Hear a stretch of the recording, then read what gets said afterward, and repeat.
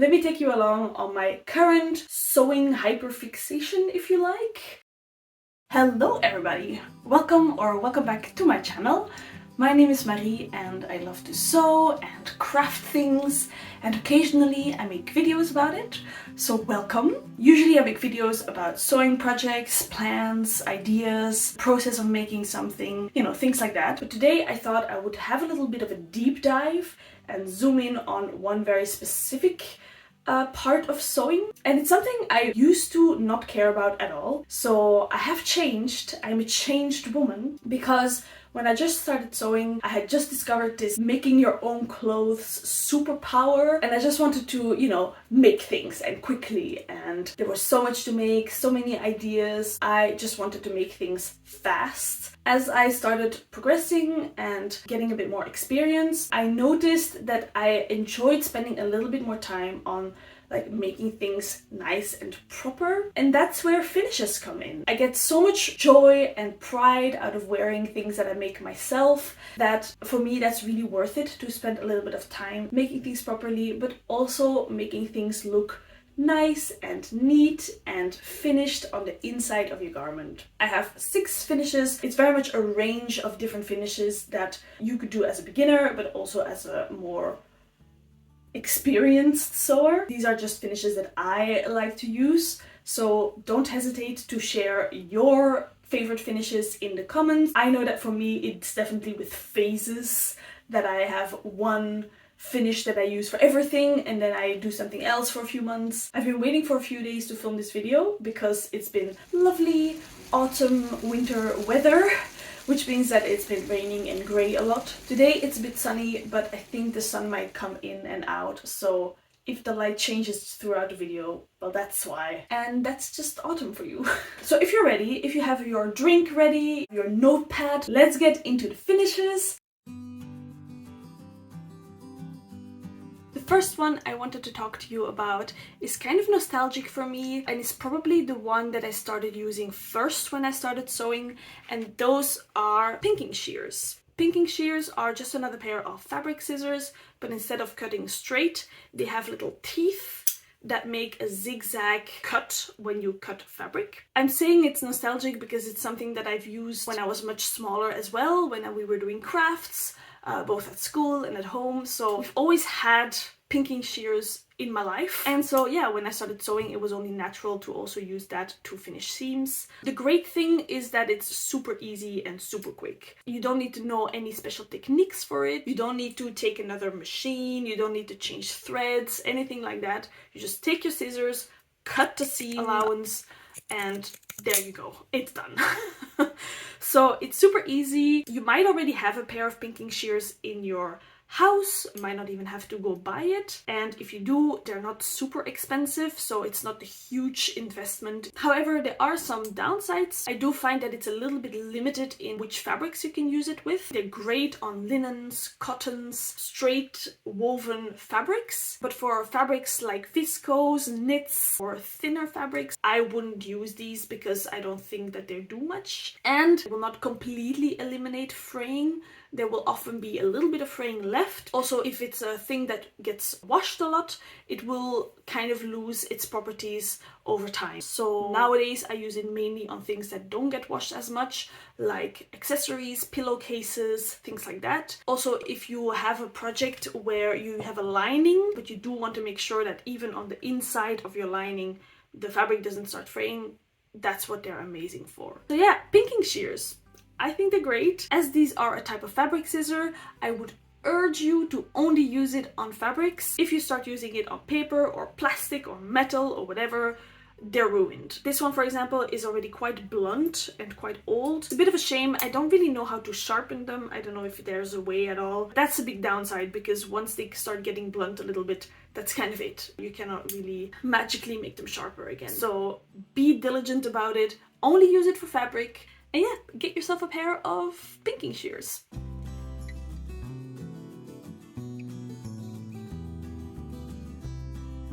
If you want a quick way to finish seams that doesn't require an extra machine or special scissors or anything like that, I would highly recommend just using your zigzag stitch.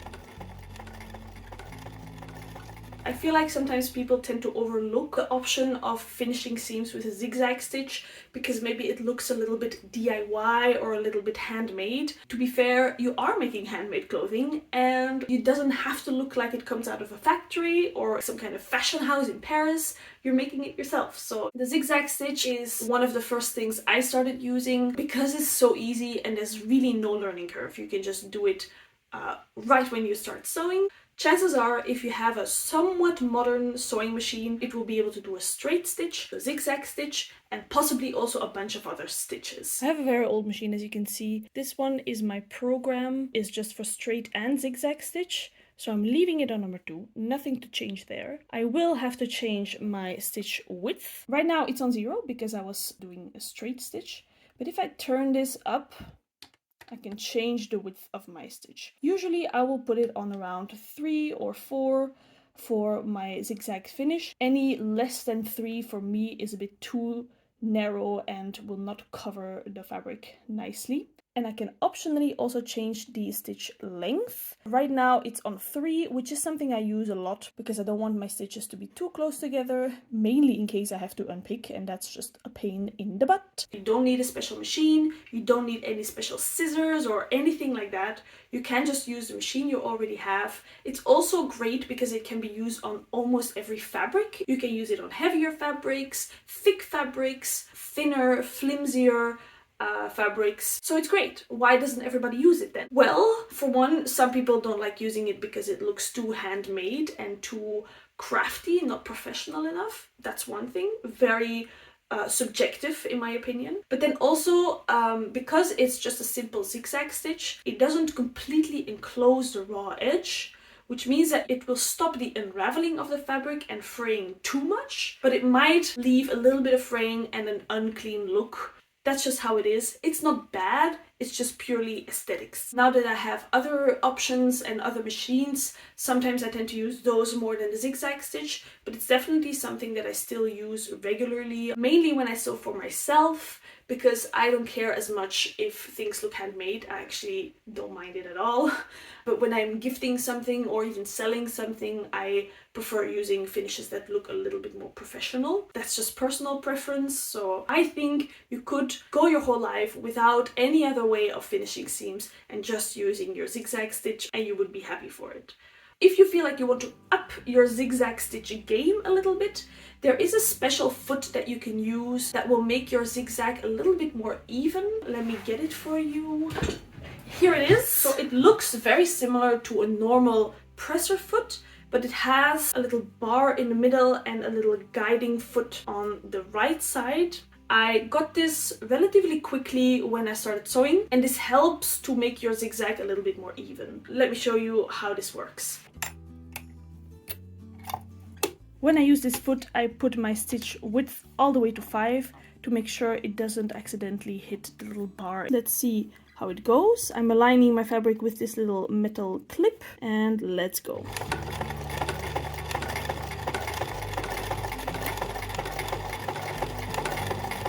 And here we have it. The edge is all zigzagged. This is the part that I did with the foot. You can see it's nice and even and very nicely wrapping around the fabric. And this is the part that I did without a foot or just with my regular foot. To be honest, that's also fine. It's up to you. I liked using this when I didn't have an overlocker, but now I'm not really reaching for it very much. So yeah, this is the zigzag finish.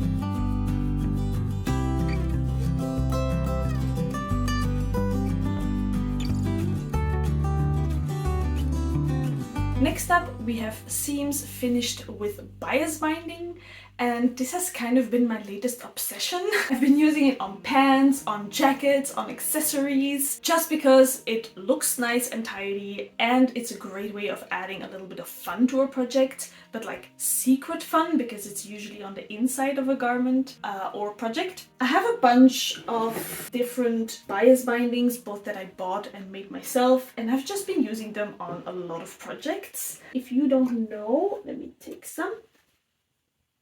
It's just a strip of fabric that you can either buy or make yourself, and it's made by cutting fabric on the bias of the fabric. That's why it's called bias binding, which makes it a little bit not stretchy, but like stretchy, extendable, let's say, so that you can easily wrap it around corners and things like that. It's basically just a strip that has the raw edges folded in, and you use this to wrap around your fabric edge, and then you have a nice bias bound seam. I love this way of finishing things. It's a perfect way to add a little bit of hidden pattern or colors or things like that. You have different options for it. You can either take your seam allowance and wrap it once, or you can press it open and then wrap two sides. You can use it also to make reversible garments. You can sew it with your normal sewing machine. You can buy bias binding very easily in basically any fabric or notion shop. You can also make it yourself. You can even use fabric scraps to make bias binding. The possibilities are endless, and I think it's just the perfect way of finishing seams.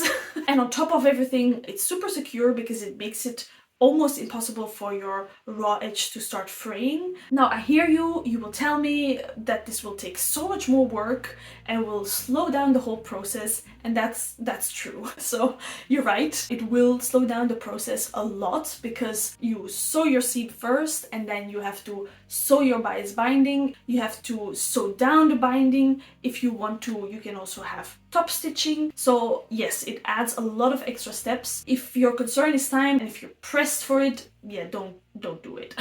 You can also choose to only use it on like a part that will be visible. For example, if you turn over your sleeve, or same with the hem of your pants, you would just have to decide if it's worth the time or not. I also tend to only use it on involved projects, so projects that will take a long time anyway, like a jacket or pants.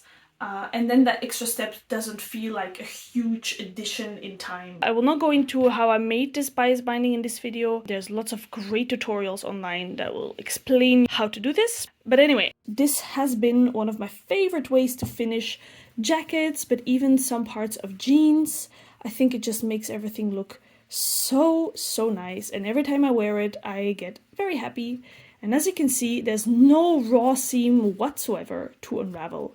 So this is also extremely sturdy. I don't think it will work as well on lightweight fabrics or super drapey fabrics. Let's say your fabric is super light and then you add bias binding, it might start drooping and not look as nice.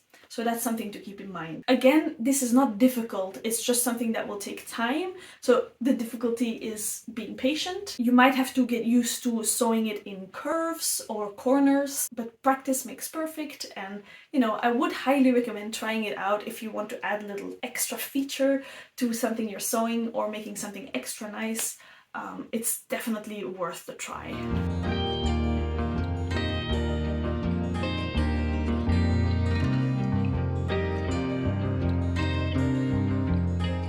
The French seam.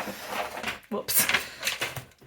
The French seam. French seams are my go-to for a professional, fancy, clean finish on flimsy, thinner, drapey fabrics. They're great because they look fancy, they don't require an extra tool or machine or anything like that. The only downside, in my opinion, is that it adds an extra step. So instead of sewing a seam once, you have to sew it twice and maybe press a little bit here and there as well.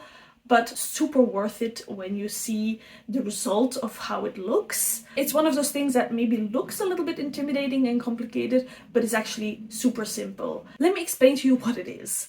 So the French seam is basically, instead of just sewing your fabrics right sides together and finishing the raw edge, you enclose this raw edge in a second seam. So you will take your fabrics, have them wrong sides together, sew it. In this case, I'm not changing anything to my settings, I'm just sewing like I would normally.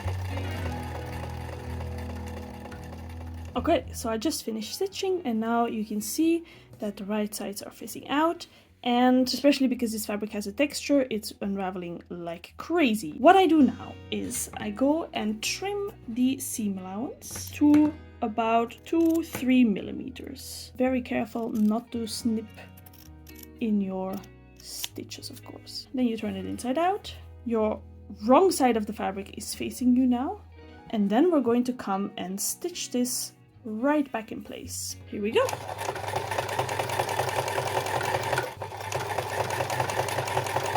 So what this is doing, on the inside you see my seam allowance from my first stitching, and my second stitching is coming right here, enclosing that raw seam allowance.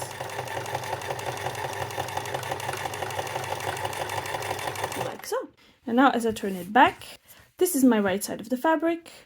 It has a seam like it would normally, but on the inside, the raw seam is nowhere to be seen. I hope that was a bit clear, but yeah. Here we go, French seams. Personally, I use this on fabrics that are very thin and delicate, where I want an extra seam to make sure that everything stays in place nicely. And I've used it also for sheer or see-through fabrics. Just because when you wear something sheer or see-through, you see the seams on the inside. I don't want any zigzag or fraying or anything like that to be visible. So then I like to enclose that seam into the seam allowance. And that's what French seams are perfect for. I don't tend to sew a whole lot with thin fabrics or delicate fabrics, but when I do, French seams come in super handy.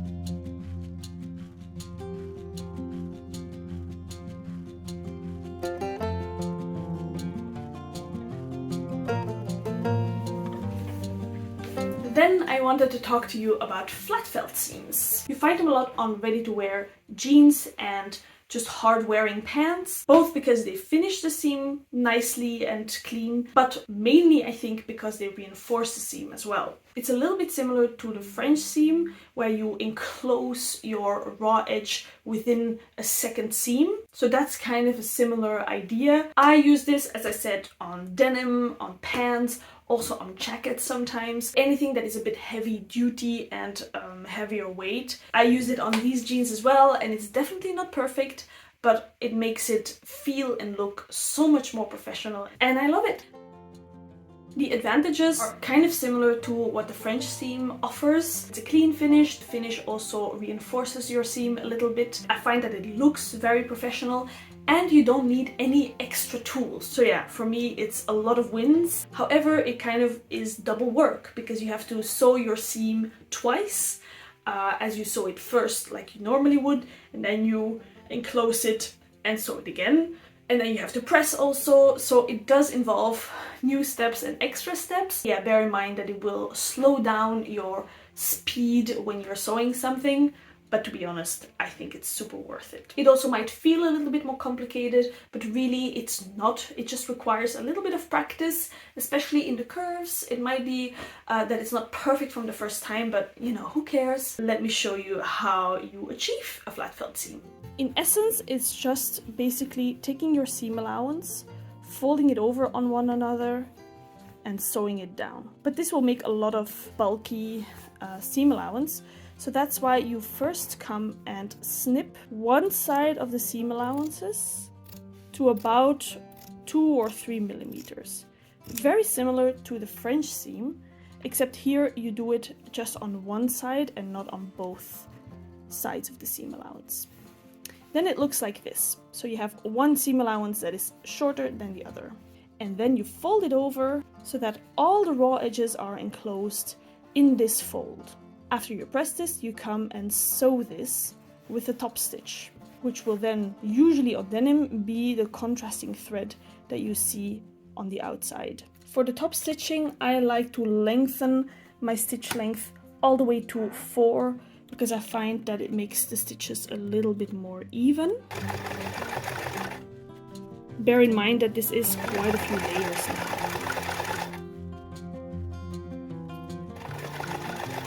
And here we have it. On the outside you have the top stitching thread peeking out and making the contrast.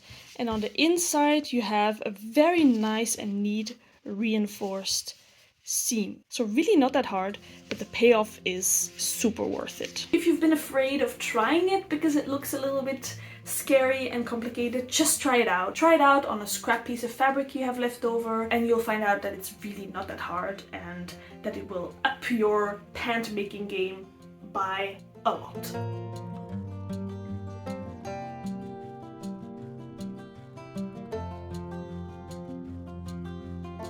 last but not least, we have the Overlocker. The Overlocker, or the serger, depends on where you live, is basically another sewing machine, but instead of having 2 different threads, it has 4 threads that kind of encase the edges of a fabric. If you want a professional looking finish on your clothing, this is the way to go. You can see that there's 4 threads up there.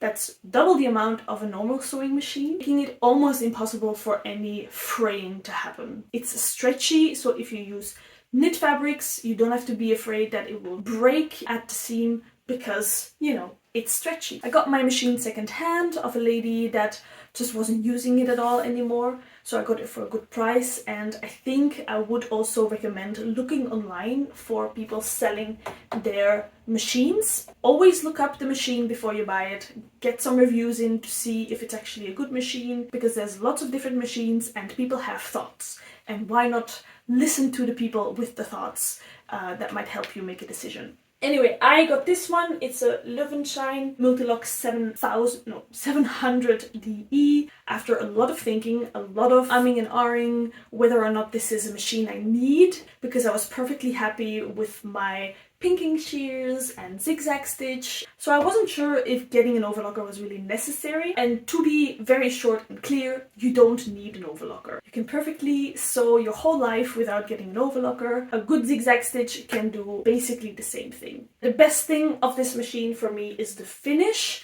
and the fact that it's stretchy, so for sewing knits this is amazing. When I sew a basic t-shirt, when I sew a sweatshirt, a lot of it can be sewn on my overlocker, and that means that it's so much faster than if I have to sew it on my machine and then have a finish on it. Speed is not everything though, and you have to really consider if you want to buy a machine like this, because they can cost quite a lot of money, they take space, and you have to learn how to use it. Because of all these new settings, you have to thread your machine correctly. So there is definitely a learning curve of using this machine, and it can bring about a lot of frustration when you sew. So if you're willing to make the money investment and the time investment to get to know this machine, I would recommend it, especially if you sew a lot of knits. If you don't sew a lot of knits, I don't know if it will be worth it. So I use this a lot and very happy I got it. You definitely don't need this.